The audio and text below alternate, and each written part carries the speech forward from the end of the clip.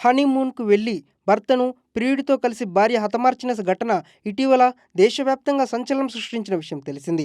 అయితే ఈ ఘటన మరవక ముందే మరో షాకింగ్ ఘటన వెలుగులోకి వచ్చింది. పెళ్లై ఫస్ట్ నైట్ గదిలోకి వెళ్లిన భార్య కత్తితో భర్తను బెదిరించింది. తనను ముట్టుకుంటే 35 ముక్కలు చేస్తానంటూ హెచ్చరించింది.